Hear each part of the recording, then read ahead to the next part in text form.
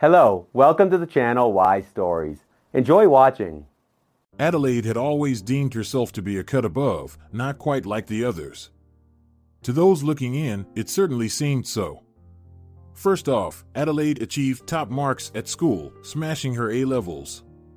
Then she breezed into a spot at the medical university.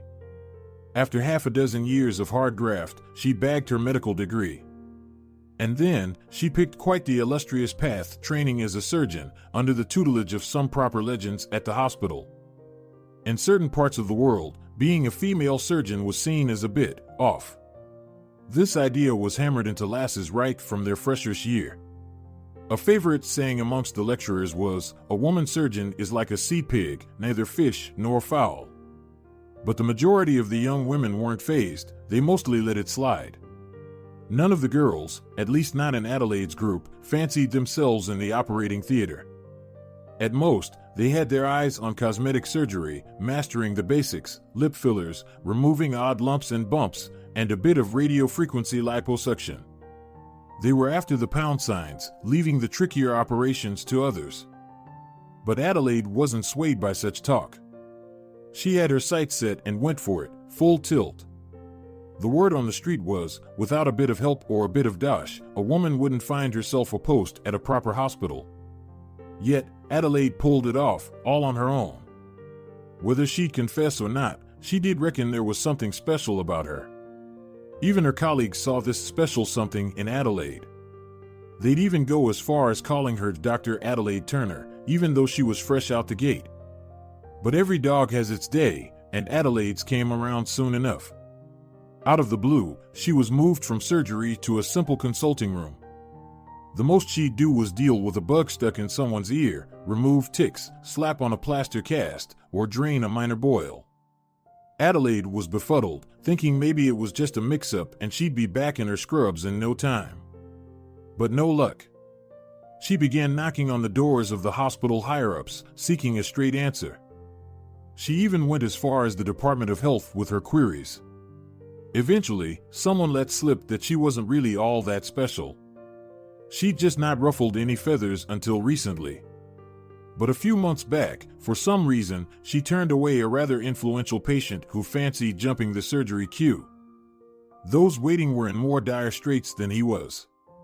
So, Adelaide said no. She remembered it clear as day. At the time, she didn't think it was a big deal. However, this bloke had some serious pull. At the very least, he had enough clout to put Adelaide on the back burner for the foreseeable. That was the real story of her so-called uniqueness. Things spiraled from there. But this was more down to Adelaide herself than cruel fate. She went to the wall to stand up for what's right. She got a meeting with the local prosecutor, who, to give him his due, was all ears and vowed to look into it. Look into it, he did. But in his own way. From the operating room, Adelaide found herself pushing a mop and bucket. It was all who you know, greasing palms, and everywhere people spouting their own brand of wisdom. Amongst them, that same sea pig analogy. Indeed, even such a twist failed to ignite any resentment in Adelaide, save for the fact that it marked a genuine calamity in her life. After all, who harbors ill feelings towards a hurricane or a volcanic eruption? People flee from them, take cover from them, salvage what they can from them. Thus, Adelaide simply took refuge and bided her time for the opportune moment to emerge from her sanctuary and assess the situation. Whilst en route to her night shift, she popped into a small shop not far from the hospital. Few folk ventured here in the evenings. Mostly, visitors would come during the day to purchase something scrumptious for their relatives and friends in the hospital wards. Today, the scene was quite the same, save for a homeless chap warming himself by the heater in the lobby, and two blokes rummaging about the shelves, attempting to find something. Adelaide procured a baguette for sausages and 3 sachets of coffee with cream, her usual provisions for the night shift.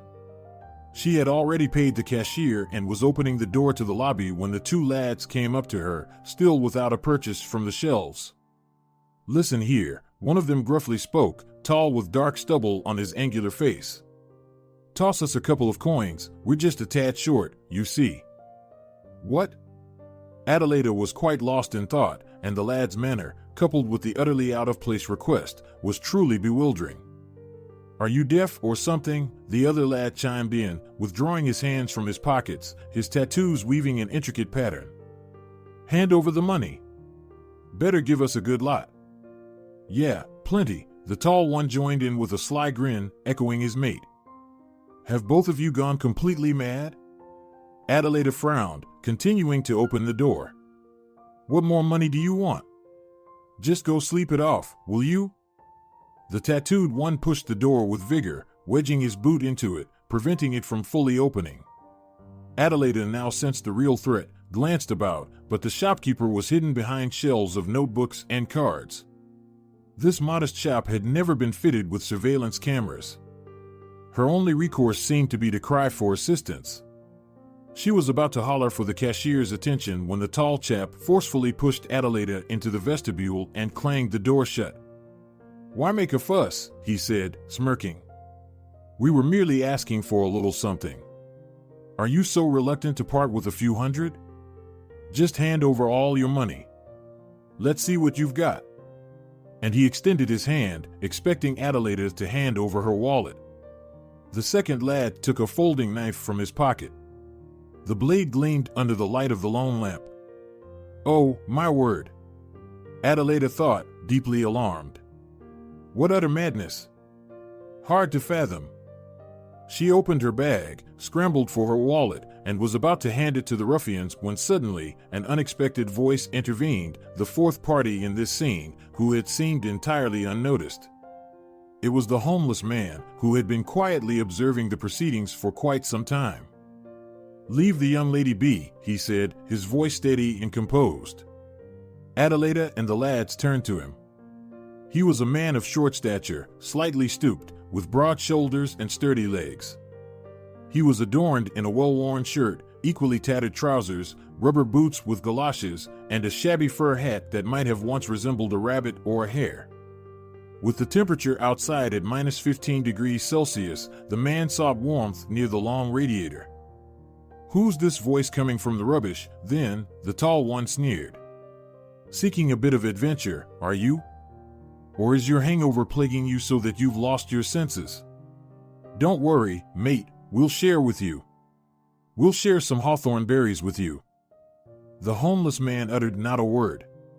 He took a few strides towards the lad who had spoken to him and with a barely noticeable, almost nonchalant motion, struck him in the jaw with his fist.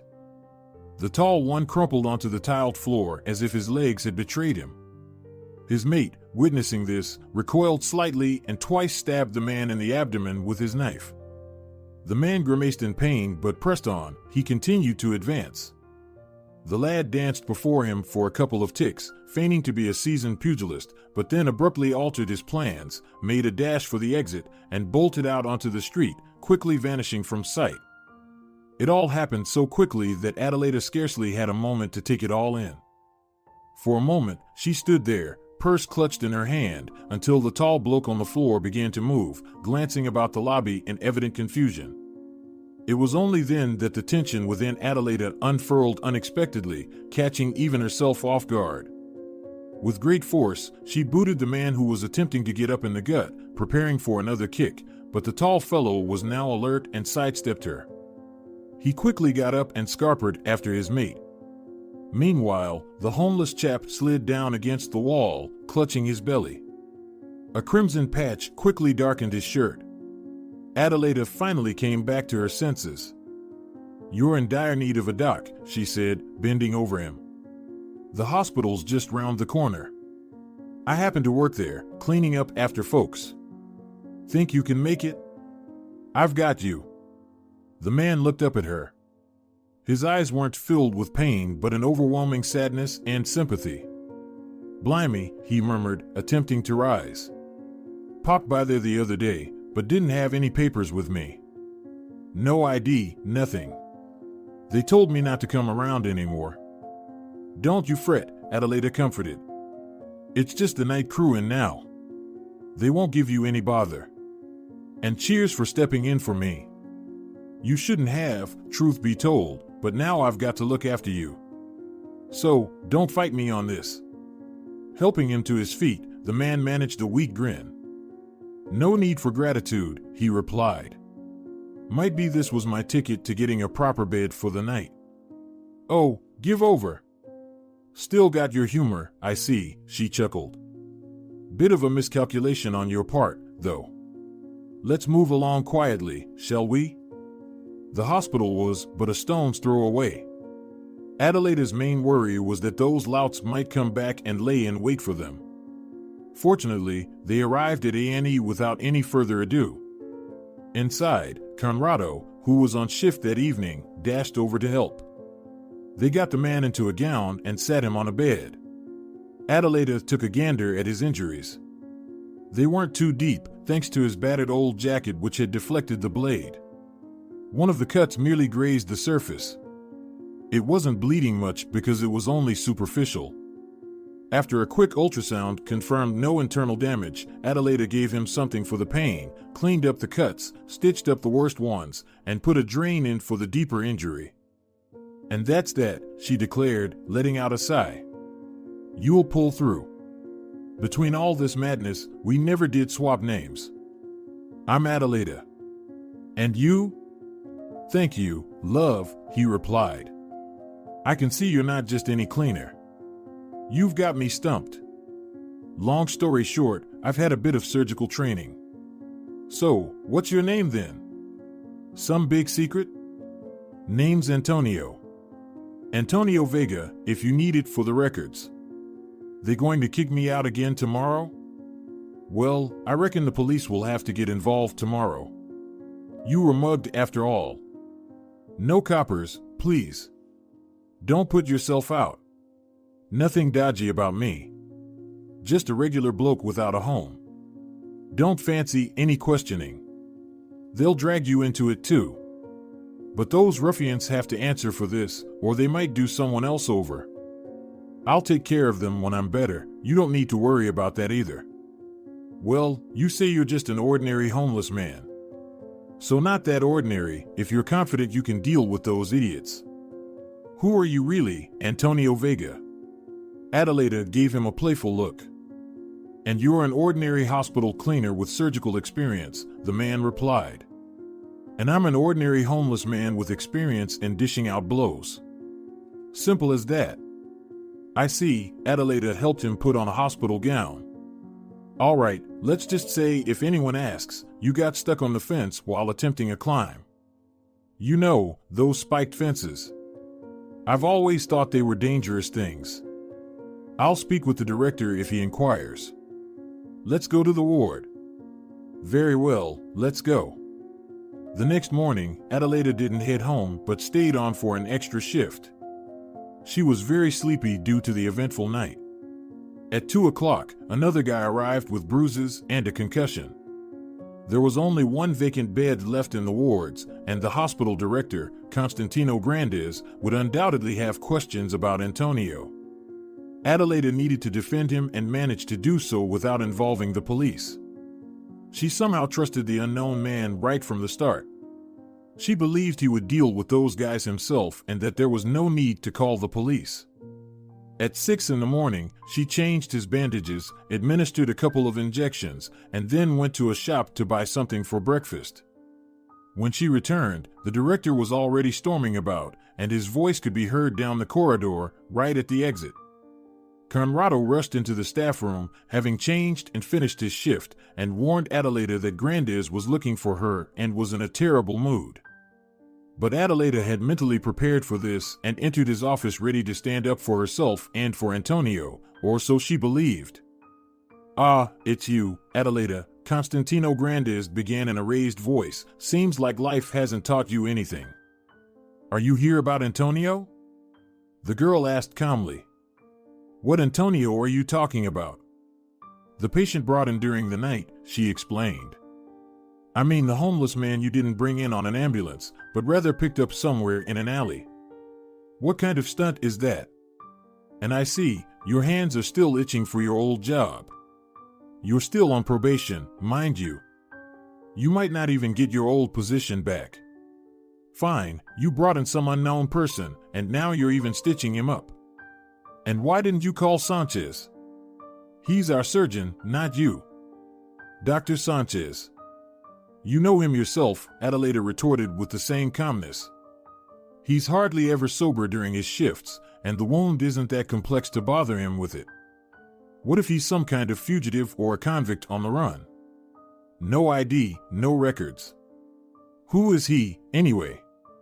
His name is Antonio Vega. And I didn't find him in an alley, he actually came to us.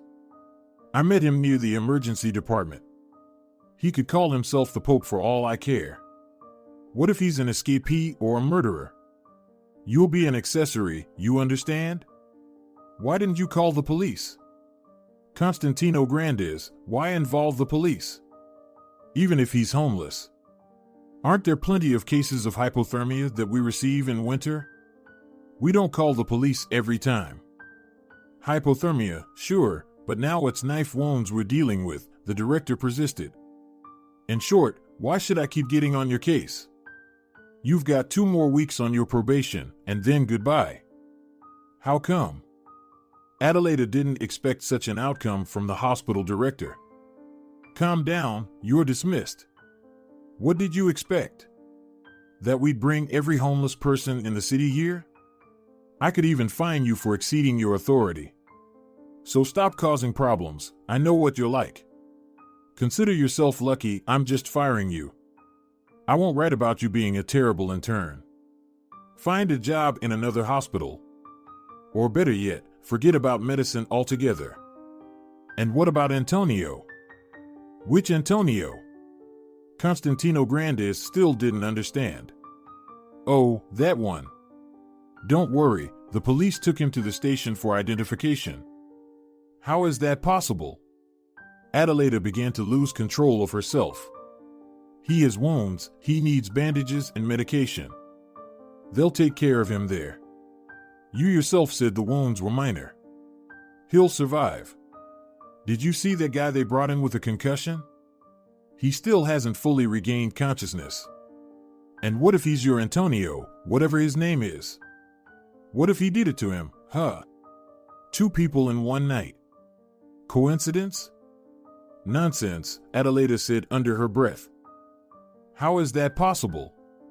Adelaide began to lose control of herself. He has wounds, he needs bandages and medication. They'll take care of him there. You yourself said the wounds were minor.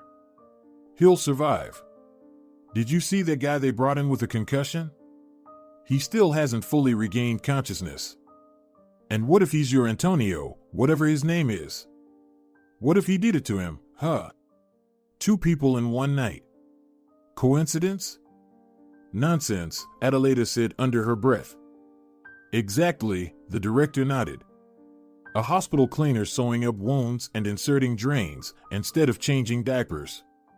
Utter nonsense. That's it, you're free to go.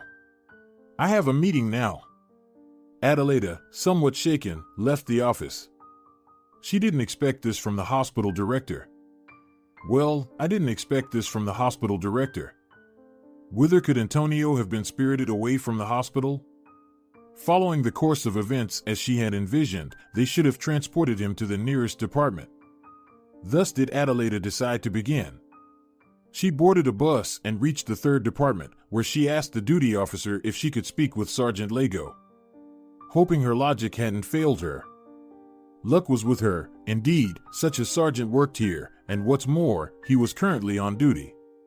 Within 5 minutes, he emerged to meet her.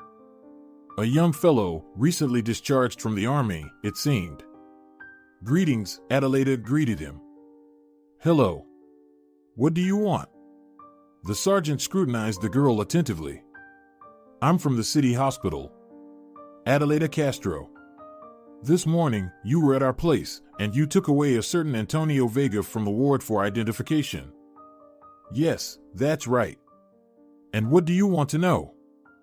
I wanted to inquire about his subsequent fate. He's wounded, is he all right? Just a moment, the sergeant said and disappeared behind a partition to the duty officer. There, he picked up the phone and dialed someone. Zacharias, he said into the phone, hello, it's Lego bothering you. This morning, they brought a homeless guy to you, Do you know what happened to him? What do you mean? Is he with you now? They're asking about him. I see. Around noon? And where to? How so? All right, no need for profanity. Okay, got it. Goodbye. Adelaide looked at him questioningly. The sergeant shrugged and said, he was taken away somewhere during lunch. And where? Unknown. How is that even possible? And what exactly is your concern? I'm his attending doctor, Adelaide lied, concerned about the patient's health. Sorry, I can't help. These things happen. Do you know how many clients we deal with in a whole day, brought in and taken out? You can't keep track of everyone. Don't worry, I'm sure they'll take care of him if something happens. Adelaide lowered her gaze. But something did happen to him, she thought, and you've already taken care of it. Further questions seemed pointless, and expressing her displeasure to this sergeant seemed unnecessary. He probably had Antonio in his sight for about 10 minutes while transporting him to the department. All right, Adelaide said, I understand. Where, in principle, could they have taken him? No idea. Maybe to court. Or to the hospital for examination. Or perhaps they released him due to lack of evidence. It's hard to guess. They could have taken him many places. I see, Adelaide concluded. Goodbye. With a concerned look, she stepped out onto the street, not knowing where else to turn for information. Exhaustion hit her even harder, her head throbbed with pain. No, she urgently needed to sleep and gather her thoughts, otherwise, she would be of no use in this condition. And Adelaide slept that day until the next morning. Upon arriving at work, she endured 8 hours, listening to colleagues' condolences about her fate. She had 2 more weeks left until her dismissal. Those were the conditions. The job had become unbearable. Adelaide arranged with Conrado for him to cover most of her remaining shifts, and he agreed. Especially since he owed her 4 shifts. Conrado was the only one in the hospital with whom she had managed to build a friendly relationship. He didn't keep his distance from Adelaide like others did, as if fearing that the misfortune of a former surgeon might somehow rub off on them. Listen, Adelaide decided to ask Conrado when they sat down to have lunch together, how can you find a person who has no address, no car, no insurance, nothing at all? Is there any institution you can turn to? Are you talking about the patient from the day before yesterday? For example, you take in a person, and then their trail goes cold. Conrado pondered for a minute, taking a big sip of black coffee. I think, he said, only through the police, no other way. But I went to the police station, it was useless. You shouldn't go to a station, you should go to the National Institute of Migration. If they don't know, then it's unlikely anyone else does. But I only know the name and surname, nothing else. Then they'll give you a whole list of people with the same surname, it will be easier to search from there. But I don't understand why you need this. Anyway, not my business, I get it. The subject's closed, sorry. Well, I don't rightly know why, but I sense I ought to help this individual. Addie, you're something else. The ground's aflame under your feet, yet here you are thinking about a complete stranger, a homeless chap no less. You should be looking for a job, and preferably as far from here as possible, because Grandes will do everything in his power to ruin your life, especially if you try to find work in the medical field. I understand that, Adelaide agreed. Thanks for the lead, Conrado. As for work, I'll figure it out, don't you worry. Adelaide genuinely understood all the scenarios that would now shape her immediate future. The city hospital was considered the best in town, and even in the region, with a sterling reputation. So many sought treatment here rather than at their local hospitals. While the hospital director, Constantino Grandes, had a detestable personality and treated his staff with little reverence, he held significant influence in the regional medical circles. He wielded a certain power, and it was believed that he owed this not so much to his inherent sternness as to his connections at the highest levels of the Ministry of Health. Other hospitals in town knew him well, some even emulated his ways, vile as they were. Therefore, Adelaide could hardly hope to secure a position at any hospital in the region. Grande's reach would extend to her, transforming her life into a struggle for survival. Now there were only two options. Either she could seek work in unrelated fields, ones not tied to medicine, or she could sell her apartment and escape as far as possible from these parts. Adelaide possessed no skills other than medical ones. Sure, she could work as a janitor or attempt to learn to operate a knitting machine, but in her mind, that would be a complete fall from the heights of exceptionality into the abyss of mediocrity. Over time, her surgical skills might wither away completely. She felt that deeply. She held on to just one hope, that this black streak would end, and she'd wield a scalpel once more. However, over these 2 weeks she was working before her dismissal, the streak merged with the horizon, leaving no hope for a bright future. So, option number 2 remained. She needed to fight for herself to the bitter end. Not against someone, but for something. To hell with Constantino Grandes. Among the 8 billion people populating the planet, one couldn't fail to find a worthy place for oneself. Philosophizing carried Adelaide further away from reality, while reality drew nearer and nearer to her. However, for now, she needed to locate Antonio. She could sort out the job later. Adelaide couldn't explain to herself this pressing desire to know that this man was fine as a man without a fixed abode could be. At the very least, for her peace of mind, it would suffice to know he was alive and relatively healthy. No one could help her right now, but she could provide some assistance to Antonio. Perhaps it was this very circumstance that made Adelaide feel the need to search for the missing person. Nobody can, but she can. That's Adelaide Castro for you, still exceptional, no matter what. On Friday, she finally reached the immigration office as the response to her letter, which she'd sent a week ago, hadn't arrived. Insisting on speaking with the head of the department, she spent an hour in his office, listening to information unrelated to Antonio. Among all he said, it became clear only that the local immigration service had no information about such an individual. And where should I turn then? Adelaide said, feeling lost. We can send your inquiry to the capital, the major replied. Try your luck there. It's better if you go in person since we've been having constant technical issues with the mail lately, and letters take a long time. But don't you have a shared database of citizens? Why should I go to the capital? The major smiled. There's information, he said, that can only be accessed in the capital. I don't think your case involves someone whom everyone is entitled to know about. Still, give it a shot. Perhaps they'll tell you something more specific than I can find out. All right, Adelaide agreed with the major. She couldn't really disagree and demand anything more. On Tuesday, Adelaide bought a ticket to the capital. The journey would take her 6 hours. It was dreadfully cold outside. The bus she was on broke down halfway, and the passengers waited nearly an hour until they were transferred to another bus. She barely made it to the immigration center by the end of their workday. The clock was already approaching 5 in the evening when she entered the office of the department head. He wasn't as talkative as his provincial colleague, perhaps because he was in a hurry to get home, or maybe he just didn't see the need for verbosity in this case. The conversation ended with him advising Adelaide to contact the general staff of the armed forces. Nothing more, nothing less. At first, Adelaide thought he was simply jesting with her, but the sub-colonel's expression was stern. Are you serious? She couldn't help but express her surprise. Quite.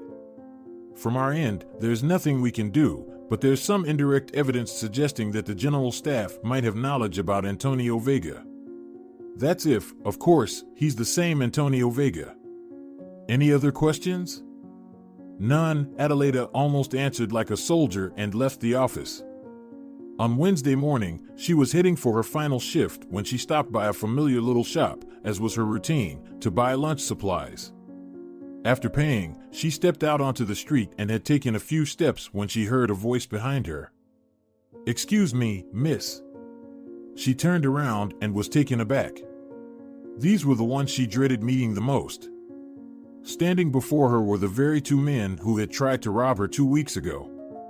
However, their appearance now was entirely different. The lanky one had his right arm in a cast up to his elbow, and the face of his accomplice, who had danced around with a knife in front of Antonio, resembled a partly rotten pumpkin in places. "What do you want?" Adelaide took a step back and inquired. "Wait, the lanky one stammered slightly. "We'd like to apologize for what happened at the shop." Adelaide couldn't believe her ears. "And also," continued the man, "here, take this." He handed her a banknote. "It's compensation for the moral, so to speak, damage." "I don't need your money." Adelaide took another step back. "Put that away. I have no use for your apologies.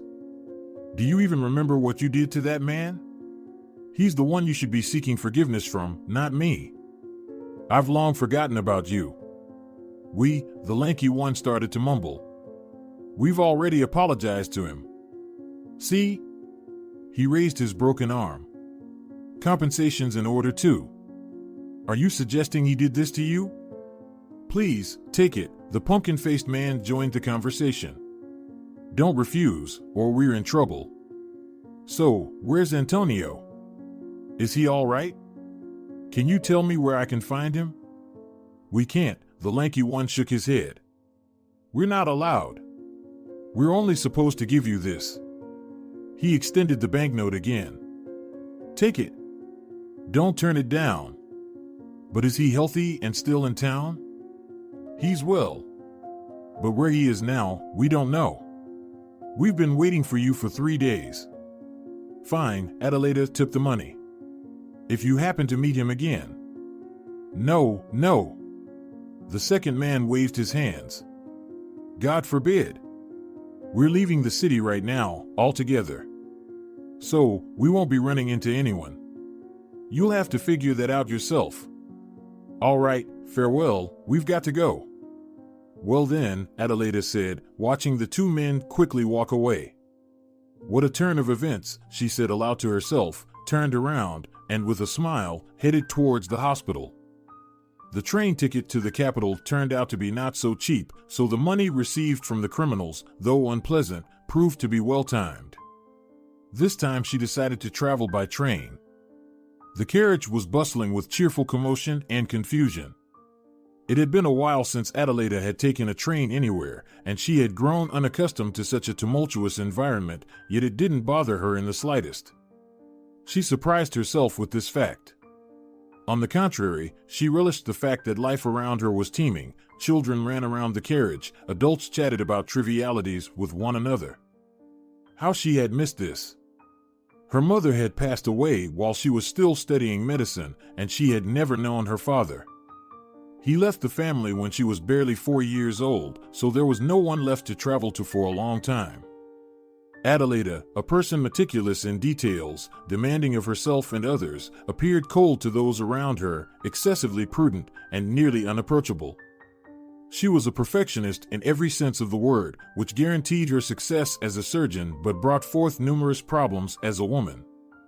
This was compounded by the fact that Adelaide, who possessed an outward appearance that was undeniably attractive and even beautiful, was rarely able to find friends, let alone those who would be willing to share not just dinner but also a bed with her.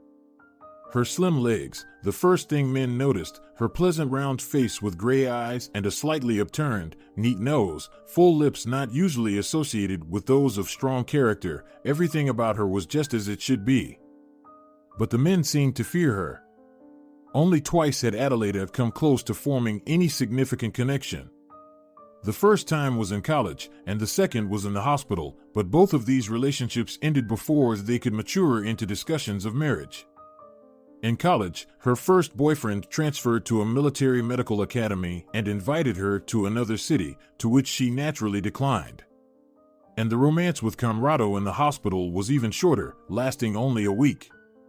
It ended on its own somehow, without any specific reasons.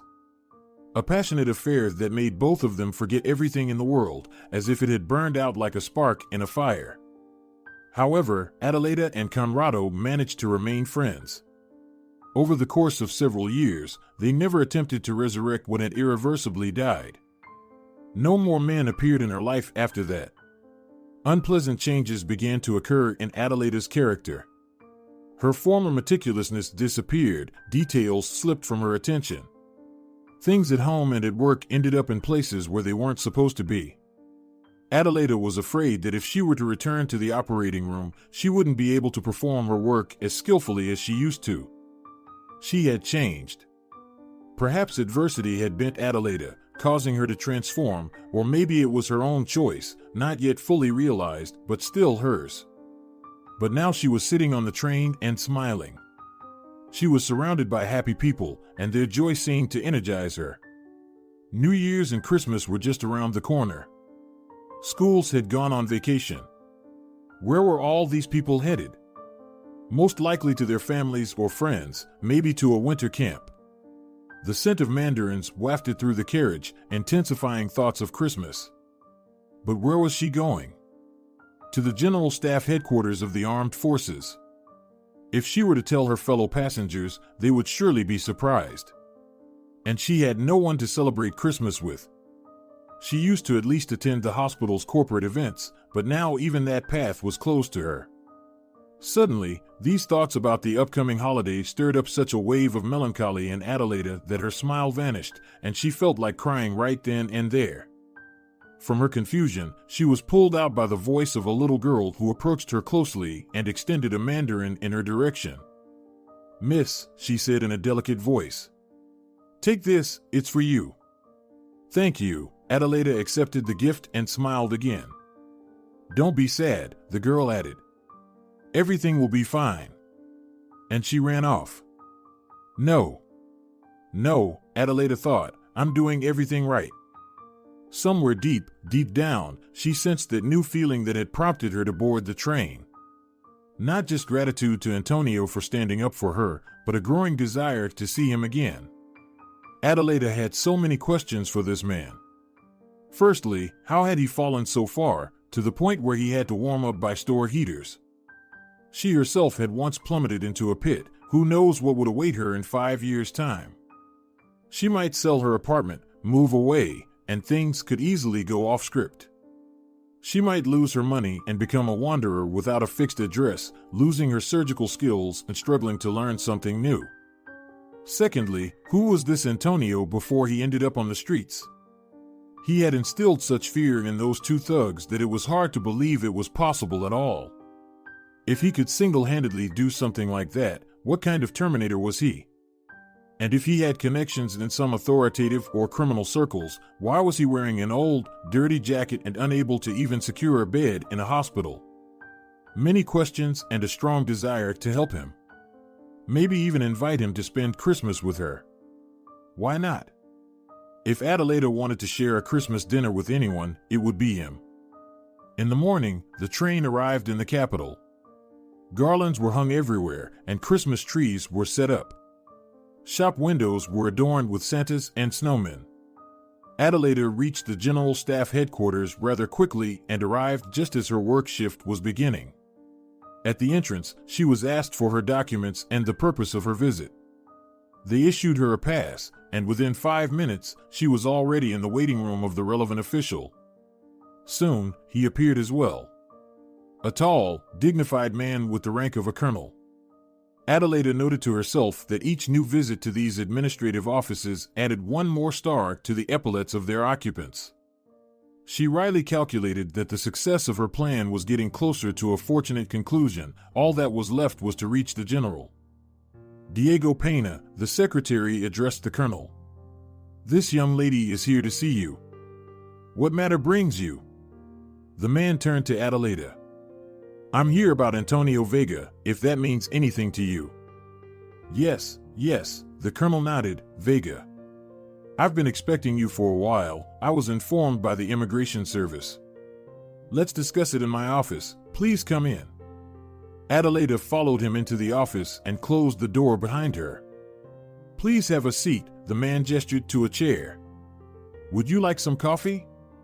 "No, thank you." Adelaide was surprised by the friendly tone of the official. People of his status usually interacted with her quite curtly. "Very well, then let's get to the point." "Yes. You're searching for Antonio Vega, correct?" "Yes." Can you tell me where and under what circumstances you met him? Can you describe it? The colonel's question was rather peculiar, but this time Adelaide didn't withhold anything. She told him everything, about meeting him in the store's vestibule, about Antonio being kicked out of the hospital. And as for a description, she concluded, he's a very good person, a righteous one. His appearance doesn't match that of a homeless person. He looks strong, sturdy. You can understand that knocking a man like that off his feet with one blow is not something just anyone can do.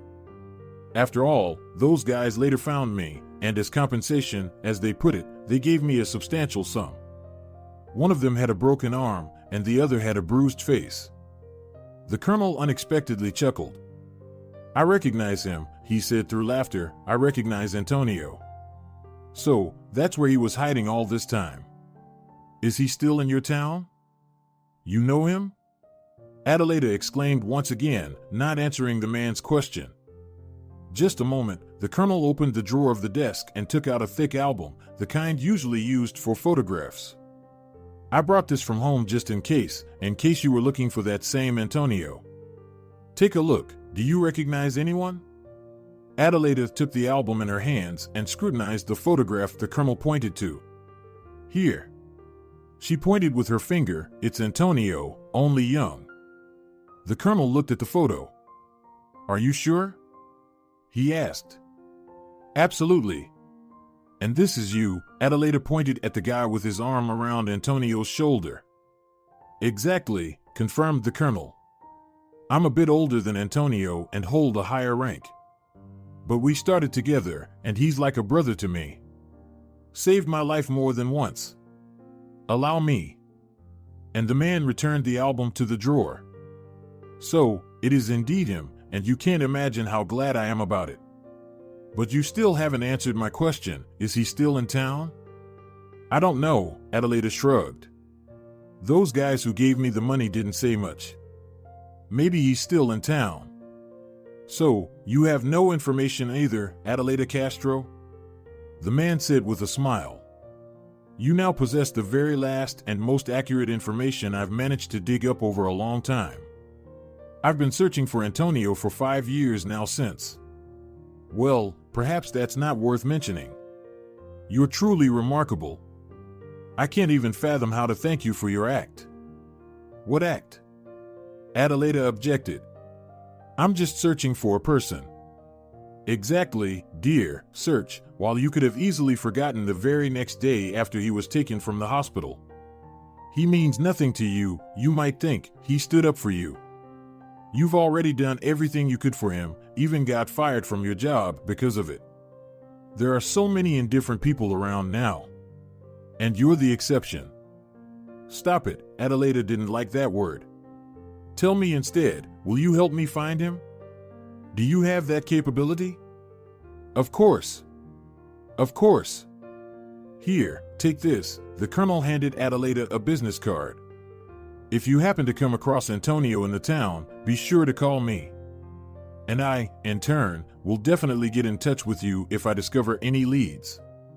Just leave me your phone number. All right, Adelaide agreed. And she jotted down her number on a piece of paper. And what should I say about you if I happen to meet Antonio? Tell him a friend is looking for him. Cartucho. What? He'll understand.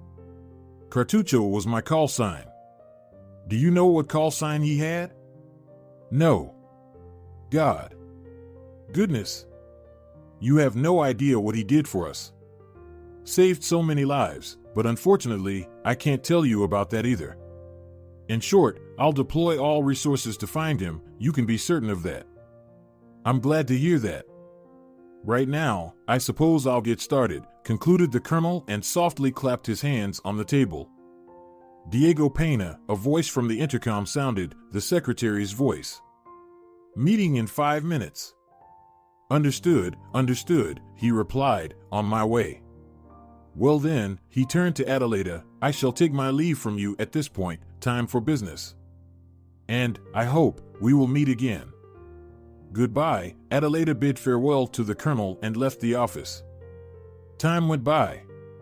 The last week before Christmas flew by so quickly that Adelaide was even surprised, looking at the calendar in the morning.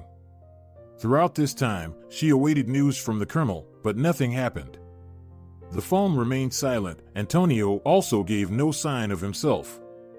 She finally decided to put her apartment up for sale, but on this matter, no one hurried to call her. Everyone was preparing for the holiday: potential buyers, banks, notary offices. Matters revolved entirely around one goal: to bid farewell to the old and tune into the better future that was bound to arrive. And as the festive evening drew closer, Adelaide's spirit became increasingly overcast. Could all her efforts be in vain? So much effort expended, so many nerves, so many unfulfilled hopes fell like yellowing leaves deep into her heart. Adelaide couldn't bear to be alone in the house any longer. Even the walls seemed to close in on her here, and everything slipped from her hands. She stepped out onto the street without a specific purpose. She simply walked and walked, turning into the first alleys that came her way. The evening was deepening. Snow was falling in large flakes, twirling slowly in spirals under the lampposts. Cars were bustling near supermarkets like sharks hunting for unsuspecting prey. People hurried to buy food for their tables or gifts in case they were suddenly invited somewhere. Adelaide scrutinized the faces of passers-by, hoping to see among them the one and only face that she would never forget. Could Christmas miracles actually come true? Suddenly, the phone rang. Adelaide saw an unfamiliar number, but decided to answer. It could be some buyer. Hello. Adelaide Castro? A male voice came from the other end. Yes, this is me. Could you come to the city hospital where you used to work right now? Why? And who are you? Diego Pena asked me to call you. There's some news regarding the matter that interests you. Adelaide's heart skipped a beat. Here it was, a Christmas miracle. Could it be that Antonio was found? But why isn't Diego calling himself, and why do you need to go to the hospital? Could something have happened to Antonio again? All right, Adelaide said, I'll be there in about 20 minutes. Go straight to the Grande's office. We'll be there. Okay. Invited me to the Grande's office, that's strange, Adelaide thought. Joy somehow retreated inside. The situation was too ambiguous. At the entrance to the hospital's reception area, Conrado was already waiting for the girl. He nervously smoked, standing in a thin coat. Hey, Addie, he said upon seeing her. Hey, and why are you without a jacket outside? Oh, it's nothing. He waved his hand. Listen, there's such a commotion going on, you won't believe it. What happened? Conrado chuckled. Grandes almost lost his mind. No one's ever seen him like this. He was talking to some incomprehensible people about you in his office. Military folks in uniform came to see him. Adelaide was silent for a couple of seconds and then asked, Are you on duty for Christmas? Yeah. What am I supposed to do alone at home? Merry Christmas, by the way. Same to you, Adelaide smiled, taking off her coat in the rest area. I'll go find out what they want from me. Go, good luck. Thanks, Adelaide nodded, took a deep breath, and briskly walked toward Grande's office. In the office, 3 people awaited her, 2 military men, one a major and the other a lieutenant colonel, and Constantino Grandes himself. The military men were standing, while the director sat on a chair, his face red, absent-mindedly gazing at his shoes. Please take a seat, Adelaide Castro. The major introduced himself and offered Adelaide a chair. Adelaide sat down silently, keeping her distance from Grandes. He was particularly disagreeable to her at the moment. First of all, the major began, we want to express our gratitude on behalf of Diego Pena. Unfortunately, he couldn't come in person. But you may still meet him. Thanks to you, a person of great importance to him has been found. Found? Adelaide exclaimed excitedly. How is he? Where is he? Is he all right? He's all right, don't worry, the lieutenant colonel joined in and glanced at his watch. Soon you'll be able to speak to him yourself. Adelaide wanted to say something more, but the officer stopped her with a gesture. That's for later. He continued, first, Constantino Grandes has something to tell you. Grandes gave a pitiful look to the lieutenant colonel, then lowered his gaze again and tightly pressed his lips together. The color on his face was already turning blotchy. He looked at Adelaide with a mixture of resentment and almost ground out through his teeth. Adelaide Castro, I want to ask for your forgiveness for treating you unjustly, and he fell silent. And cruelly, the lieutenant colonel added for him. And cruelly, Grandes repeated. Adelaide's thoughts were a jumble.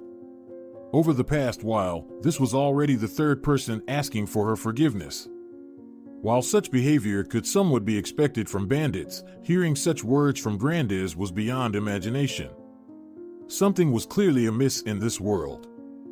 In short, the director concluded, completely deflated, I was wrong, and starting from tomorrow, I'm relinquishing my authority. I'm retiring. And you, Adelaide Castro, can resume your surgical practice. I've already signed all the documents. What? Adelaide almost whispered. I don't understand anything. What's happening here? Nothing special, Adelaide, the major began again. Everything is simply falling into place. Justice is prevailing. What do you have to say about this? We could have done everything officially, through courts and dozens of other instances, but we chose to expedite the process. Especially since today is such a holiday. Do you agree? I say, of course, but thoughts were gradually taking shape, indeed. I accept your apologies, Adelaide addressed Grandes. Thank you, Adelaide said softly, and please convey to Diego Pena that I am very grateful to him. Most assuredly, we will. And when can I see Antonio? The lieutenant colonel looked at his watch again. Perhaps, he said, right now, you can. Adelaide jumped up from her chair. Where? Proceed to the restroom, he might be waiting for you there. Thank you, the girl quickly said and rushed out of the office. As she opened the door to the restroom, her heart was racing. Upon entering, Adelaide froze for a second. A man around 35 years old was seated at the table, in an elegant suit, in which she didn't immediately recognize the once homeless man. Antonio? She whispered. Is it you? The man smiled and stood up from his chair. It's me. Hello, Adelaide Castro. Adelaide was about to rush into his embrace, but she held herself back, suspecting that maybe only she had grown so close to this person over the past period. He, perhaps, hadn't even thought about her in the last 6 months. Antonio seemed to read her thoughts, walked up to her, and gently hugged her. Tears welled up in Adelaide's eyes. I was so worried about you, she said, you have no idea. I searched for you everywhere, even made it to the capital. I know, Antonio said calmly, releasing the girl from the hug and sitting back down. Why didn't you show up to me earlier? Where were you? Where did they take you from the police station? It's a long story, Antonio waved his hand, a sad and uninteresting one. I didn't want to complicate your life. But then my good friend found me and explained how your life had been ruined because of helping me. He told me that you were fired. I couldn't hide anymore. I needed to restore justice. And who were you hiding from? How did you end up on the streets at all? This suit suits you so well, and the role of a homeless person is definitely not yours. I was hiding from myself. That's how life turned out. I had a lot to think about, a lot to put in place. Not the best way to contemplate life that you chose, Adelaide noted, and Diego Pena was searching for you for so long. With Cartucho. I mean, Diego Pena and I served together in the army. Yes, he told me something. About how his call sign was Cartucho, and yours was God. Yes, exactly. That's how it all started.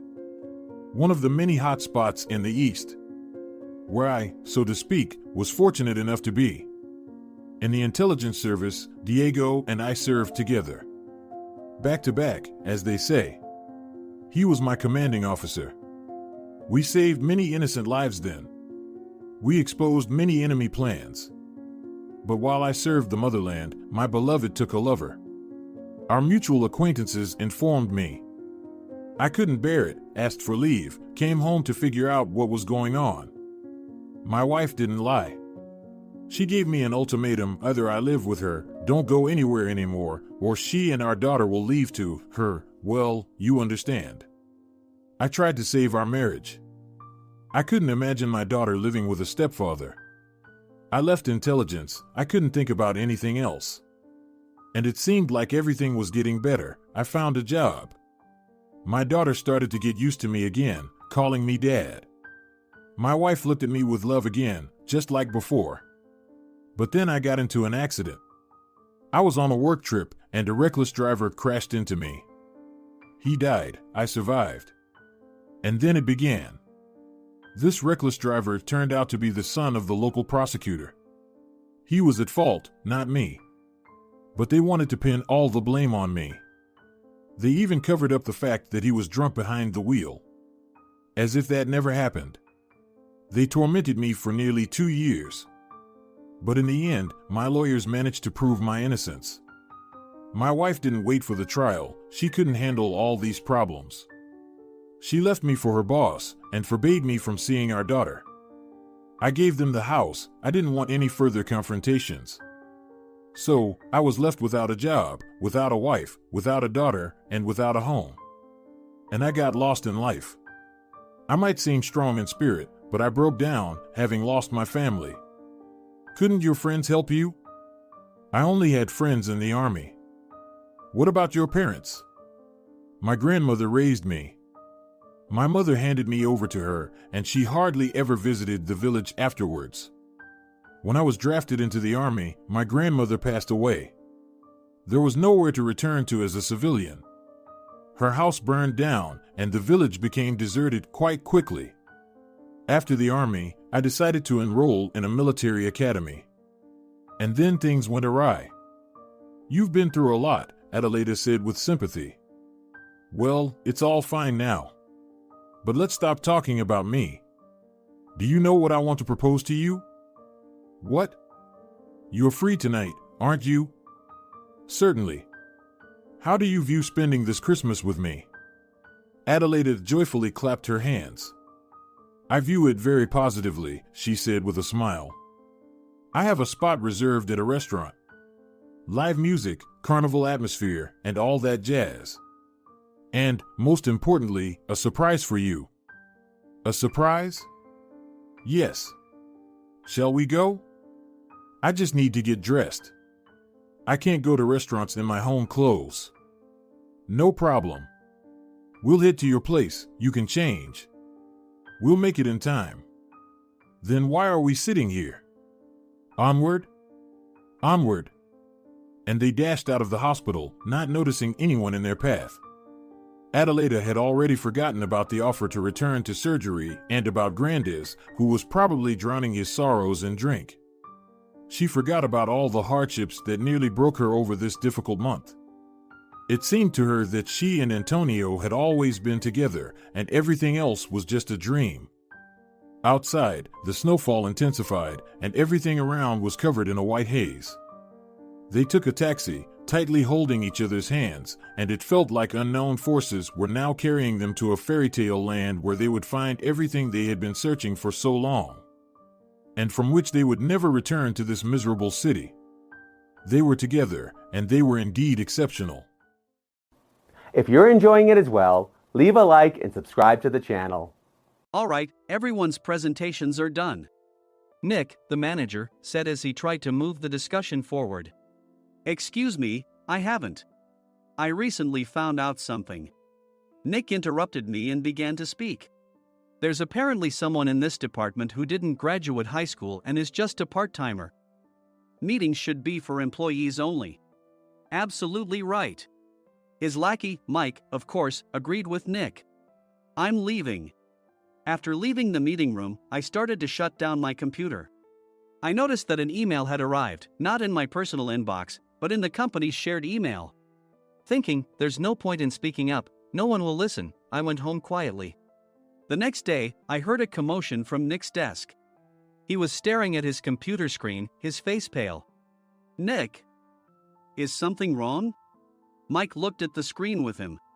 And he turned even paler than Nick. Why is he so angry? Knowing the reason for Mike's distress, I thought to myself, serves them right. My name is Adam. My mother passed away when I was in the 9th grade, and I was raised by my father. Well, you could hardly call it being raised. After my mother passed, my father changed. He drowned his sorrows in alcohol, and though he still went to work, he squandered our living expenses on horse racing. Because of that, I had to start working part-time as soon as I entered high school. Every month, I went to the convenience store with bills in hand that couldn't be auto-deducted from my father's account. Even though I endured it because I didn't want to be alone, I reached my limit in my second year of high school and dropped out. I found a live-in job at a distant inn. Thank you for everything. The day I left home, my father, still staring at the TV, spoke. Take care. That was our last conversation. Back then, 18 wasn't the age of majority, so I needed my father's permission to work, and I couldn't hide my place of employment. Yet, my father never visited me even once. I kept working just to survive, and before I knew it, I was 42. Years of hard work paid off, and I was transferred to the headquarters. I was thrilled to be recognized by the company, as I thought I'd be working in the field until retirement due to my lack of formal education. Listen up. Our work can change the future of our employees. Don't drag us down. On my first day after the transfer, Nick, dressed in an expensive suit, spoke sternly. There was a reason for this.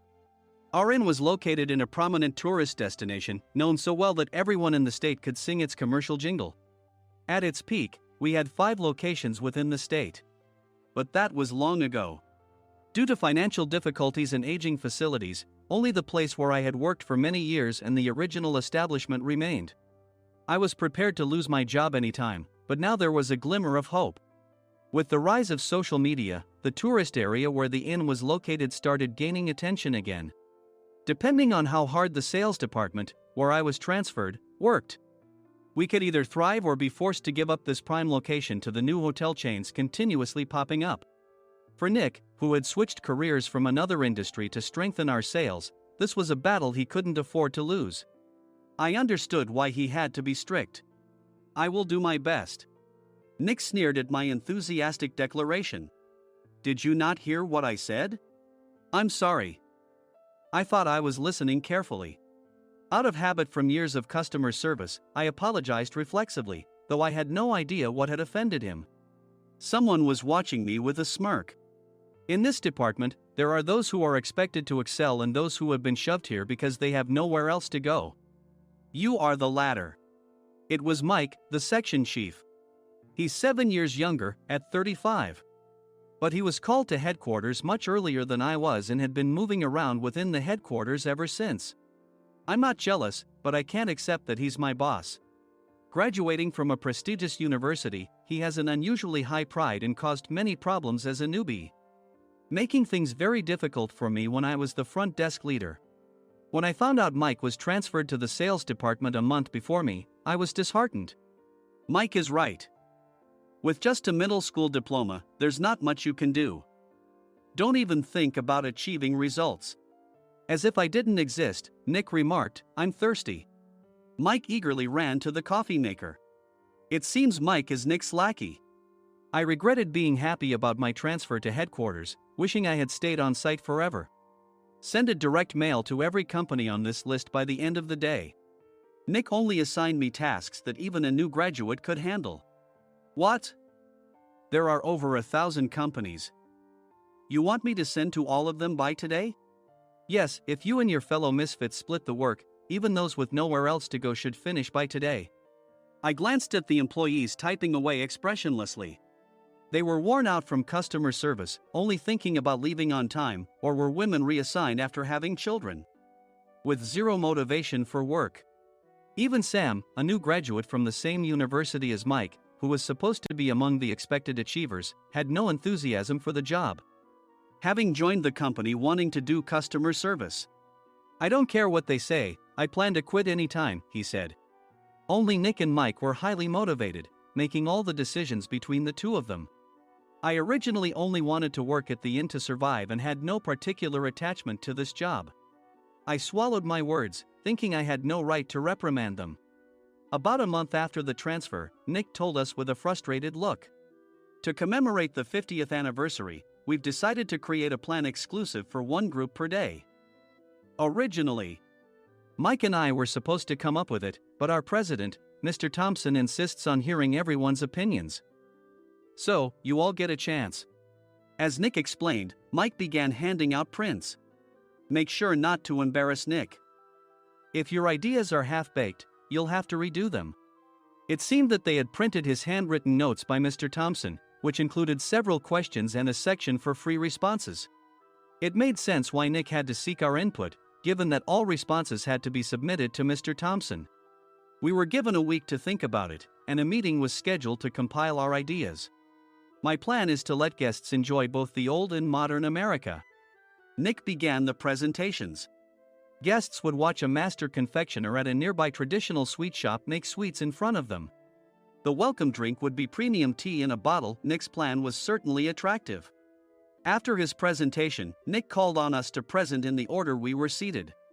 Just as I stood up for my turn. All right, everyone's presentations are done. Excuse me, I haven't. I recently found out something. Nick interrupted me. There's someone in this department who didn't graduate high school and is just a part-timer. He was likely talking about me. I joined the company as a part-timer and was made a full-time employee when I turned 20.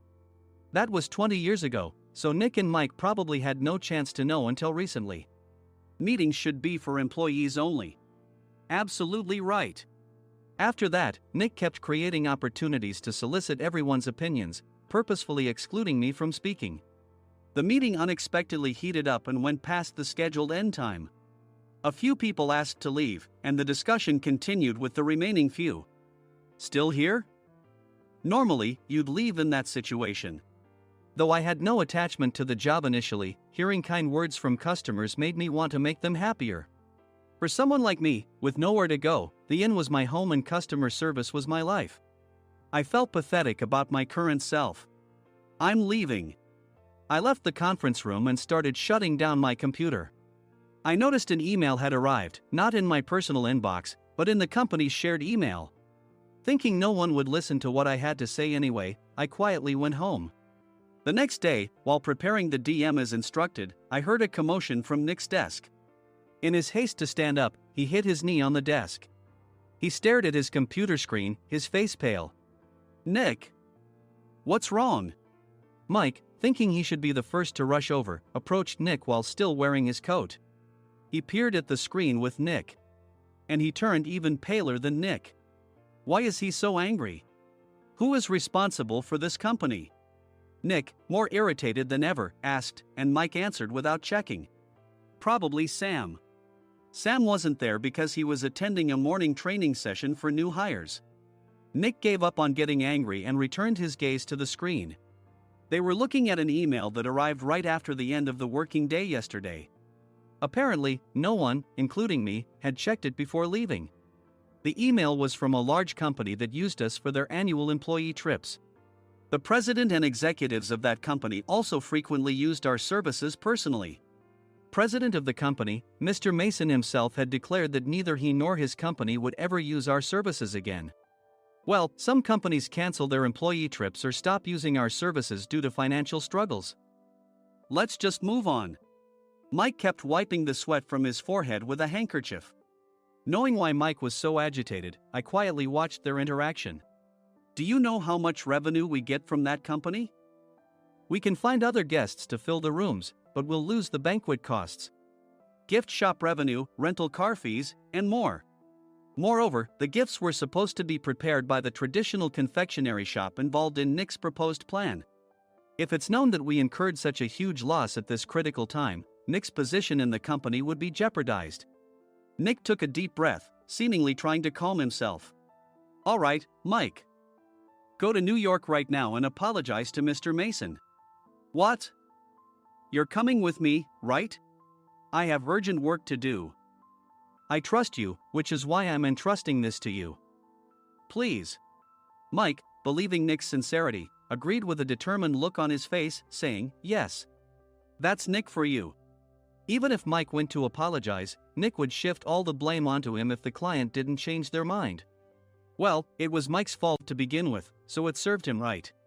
About 3 hours later, Sam answered a call from somewhere and repeatedly apologized, saying, "I'm very sorry." Everyone watched to see what was happening. After ending the call, he informed Nick with a weary tone. When Mike arrived at the client's company, he only made things worse, further infuriating Mr. Mason. He was demanding, "Get his boss here immediately." It was no wonder Sam was exhausted, dealing with such a call right after returning from training. "What is that idiot doing?" "All right, Adam, you're coming with me. If sacrificing Mike didn't work, then I must be next." Normally, I'd want to refuse at all costs, but I saw an opportunity in this situation. "If I can be of assistance, I'd be happy to join you." I obediently followed Nick, and we flew to New York. When we introduced ourselves at the reception, it became clear how serious the situation was, as the receptionist personally escorted us to the president's office. Angry voices leaked through the door, making both Nick and me uneasy.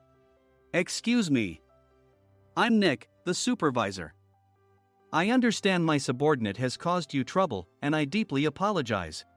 Nick, with his experience in the corporate world, knew enough to offer an apology before excuses. However, his customer service skills left much to be desired. I sighed as I saw Mike trembling like a small dog in the corner of the room. "What kind of training are you giving your subordinates?" Mr. Mason glared at Nick with a red face. The intensity of his gaze made even Nick take a step back. Regrettably, I joined this company only 2 years ago and was unaware of Mike's issues. I should have identified his shortcomings sooner. Indeed, I should have realized sooner. No sensible person would come to apologize and then give a lengthy presentation on the drawbacks of not using their in. Nick froze, his mouth slightly open. Suspecting the worst, I picked up the documents that had fallen to the floor. It seemed Mike hastily prepared these documents on the plane, listing the disadvantages. Disadvantage 1: if you change the venue for the company trip, employees might suspect it's for cost-cutting reasons, leading to a negative impression. Reading it aloud half-jokingly, Nick snatched the papers from my hand and checked the contents with a furious expression. Among the stack of documents was a receipt from a nearby convenience store's copy machine. I felt a pang of dread, hoping he hadn't shown the receipt as well. What do you think he said when I asked what kind of nerve he had to do this? I'm very sorry." Faced with the dire situation, Nick must have thought there was nothing left to do but apologize. In a voice smaller than I'd ever heard from him, he uttered words of apology. He said, "I'm a Harvard graduate. I don't believe I said anything wrong." "Mike, what have you done?" Forgetting his plan to pin the blame on Mike, Nick yelled loudly, even in front of Mr. Mason. "I didn't do anything wrong." "You're still saying that? Look at him." Mike pointed at me with a shaking hand. "I was assigned to headquarters in my 20s and now I'm a section chief. This guy only made it to headquarters at 42. Everything I've done proves I was right. So why are we losing the contract?" Having said his piece, Mike collapsed to the floor. "Of course. You were sent there because you had nowhere else to go." Mike never expected to hear such words from someone he looked down upon. He lunged at me, and Nick hurriedly stepped in to stop him. "Mr. Thompson told me Mike is a quick thinker, and to take good care of him." There's no way he was pushed aside. "Don't make things worse here." "He didn't say quick thinker, he said only quick-witted, didn't he?" I don't remember that part." I recalled the many troubles Mike caused when he was a newbie. When Mike was on the front line, his pride was so high that he never apologized to customers.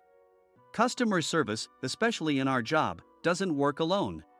It brings both good and bad situations. If the front staff or housekeepers made mistakes, or the cleaning company didn't properly clean a room, one had to apologize to the customers regardless of personal fault. Mike, in such situations, would never apologize, insisting he wasn't at fault. This often angered customers, and as the front desk leader, I frequently had to apologize on his behalf. He caused complaints and disrupted operations, which is why he was quickly moved to headquarters. In departments where he didn't interact directly with customers, his quick thinking was beneficial and things went well. But it seemed his flaws were starting to show. Corporate reservations are supposed to be entered into the system by the sales representative. But a quick check yesterday revealed that more than 10 items were missing from the client's reservation. The handover document clearly stated what needed to be prepared. Why didn't you enter it into the system? Why do we have to give them special treatment? Filling rooms near the banquet hall, setting up all the food in advance. Specifying the brand of wine, they're too demanding. No wonder he always angered customers, I thought, feeling a headache coming on. Grouping them in rooms near the banquet hall is for our benefit too. It makes it easier for the staff to set up beds and serve breakfast since everyone's schedule is synchronized. As for the other requests, Mr. Mason suggested them to lighten our load. I didn't know that. Nick finally seemed to realize that Mike was the one who had angered the client. What did you say to them? I just told them we wouldn't give them special treatment anymore. We shouldn't waste effort on things that don't bring in money. I was utterly exasperated at his lack of understanding of customer service. Of course, we shouldn't comply with unreasonable demands. But carrying over successful practices from past stays makes customers feel remembered and enhances their experience. Good memories encourage repeat visits. That's part of our job.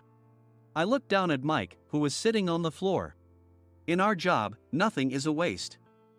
Mr. Thompson likely moved you to the sales department, hoping you'd finally understand this. How do you think he feels now that you've failed to meet his expectations? Mike, tears in his eyes, fled the president's office. I was amazed he still hadn't apologized. You have it tough, Adam. It's okay, we're all employees of the same company. I deeply apologize for this disrespectful incident. Especially after all the care you've shown us. If it weren't for you, Adam, I really would have stopped staying here. When I heard you were moving to the sales department, I was willing to reconsider if you handled it. Seeing us talk so amicably, Nick's face contorted. Do you two know each other? Adam's service is excellent. I always requested him specifically. Normally, we don't accept specific staff requests, but we made an exception for Mr. Mason, adjusting my shifts accordingly. He had personally stayed at our hotel just before my transfer, and during casual conversation, I mentioned, I'm moving to the sales department soon. If I hadn't told him then, things could have been much worse. Please continue to take care of us. I look forward to it. On the return flight, Nick awkwardly offered me a can of beer. It's still working hours. Of course, I had no intention of forgiving him for a single beer. Nick might try to pin everything on Mike and avoid any consequences. While pondering this, a startling fact came to light. Nick, the tea bottles for the plan have arrived. I handed Nick a bottle labeled with our inn's name. They look good. What are you talking about? These are plastic bottles. I had assumed we would use the trendy, high-end bottling tea. But what arrived were ordinary plastic bottles of tea with customized labels. The only unique aspect was the label, which had the inn's name, making it look customized. Upon further investigation, I discovered that a substantial amount of money was set to be paid to the tea company. It was priced like bottling tea. Does this plastic bottle really cost $100 each? The tea inside is specially blended for us. The extra cost is for that. Wouldn't it be better to use another tea company? Or is there a specific reason we must use this one? As Nick continued to make excuses, I showed him a printed email. I informed the tea company's president, Mr. Mitchell, that we discovered irregular payments and he confessed. He said you two were high school classmates and planned to split the extra money. That idiot. Why did he confess? That's not important. You should worry about yourself, this could turn into a police matter. Opening the bottle cap, I suggested. How about calming down with this tea? It supposedly has a relaxing effect. Nick drank the tea frantically. In the following days, decisions were made about their fates. Mike was reassigned to the General Affairs Department, with no chance of transfer or promotion, as per Mr. Thompson's orders. As for Nick, since the payment to the tea company hadn't yet been made, he narrowly avoided legal trouble. Instead, he was encouraged to leave the company, and to avoid further complications, Nick submitted his resignation. Rumor has it that connections between HR departments have made it difficult for him to find new employment. Even though it was good to have those two gone, something unexpected happened in the sales department. Everyone became motivated and united in refining the 50th anniversary plan. In the end, my plan was adopted. We collaborated with the Tourist Information Center to provide personalized guides. The plan, tailored to the number of guests, was truly special for the 50th anniversary. Hey, is Adam's family coming to stay? I immediately booked that special plan for my family. Sam noticed it on the reservation list and quickly picked up on it. Yes, I'm inviting my father. That's great. I might invite my parents too. I lacked the courage to face my father just as Adam. But here, with the confidence Mr. Mason praised, I felt ready. The 50th anniversary plan was a perfect opportunity to reconnect with my father. I hoped to bring back the days when we could laugh together as we once did.